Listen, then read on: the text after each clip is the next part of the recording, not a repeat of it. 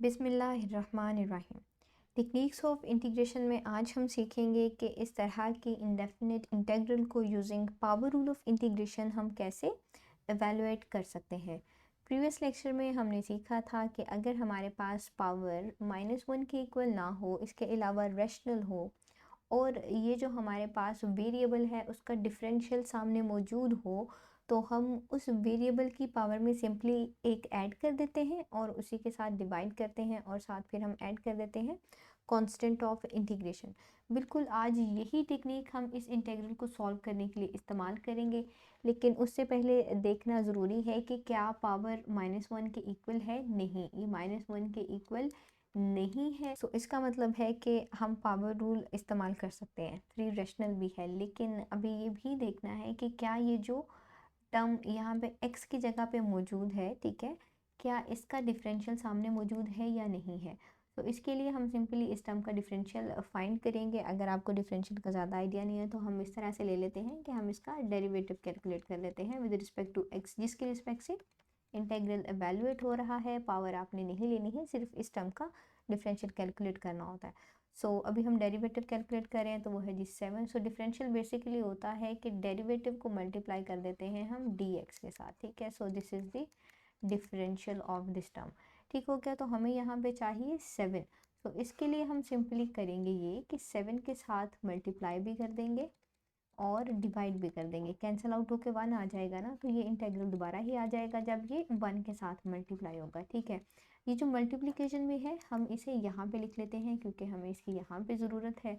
अब देखें, ये जो टर्म यहाँ पे मौजूद है इसका डिफरेंशियल आगे मौजूद है। इसका मतलब है कि हम इस इंटेग्रल को एवेलुएट करने के लिए पावर रूल इस्तेमाल कर सकते हैं, जिसमें हम करेंगे ये कि ये जो हमारे पास टर्म है ब्रैकेट के अंदर, इसकी पावर में एक ऐड करेंगे और उसी के साथ डिवाइड कर देंगे और कांस्टेंट ऑफ इंटीग्रेशन ऐड कर देंगे।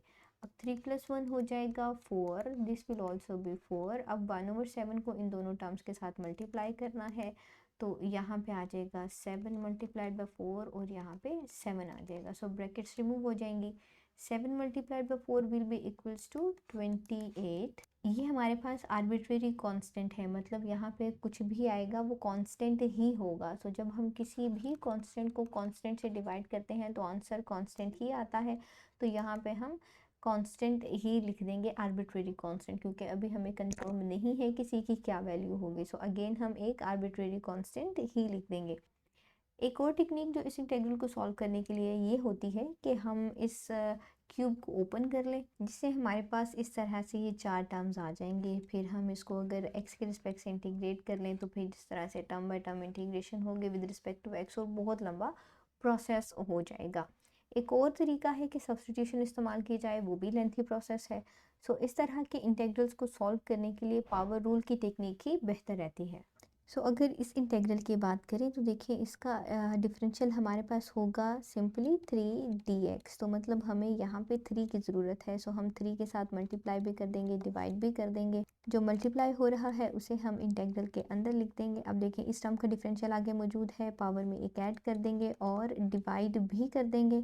लेकिन इस बार मैं कांस्टेंट ऑफ इंटीग्रेशन अंदर नहीं लिखूंगी, मैं एक ही बार में बाहर लिख लूँगी, क्योंकि मुझे पता है कि अल्टीमेटली यहाँ पे मुझे सी ही लिखना है, ठीक है।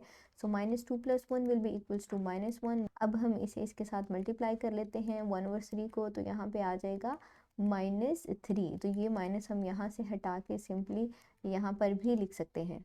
इसी तरह से ये इंटीग्रल एवेलुएट करेंगे, लेकिन सबसे पहले हम डिनोमिनेटर में से टर्म को न्यूमरेटर में ले जाएंगे। अब देखें इस टर्म का डिफरेंशियल सिंपली dx है जो सामने मौजूद है। पावर रूल हम इस्तेमाल कर सकते हैं, पावर में एक ऐड कर देंगे और उसी के साथ फिर हम डिवाइड कर देंगे और कांस्टेंट ऑफ इंटीग्रेशन यहाँ पे आ जाएगा, इट विल बी -1। ये भी हो जाएगा -1। सो ये -1 सिंपली यहाँ पे आ जाएगा और हम इसे यूँ भी लिख सकते हैं x + 1। तो ये जो -1 था नीचे आके ये देखिए 1 हो जाएगा +1। सो +1 लिखें या ना लिखें एक बराबर है।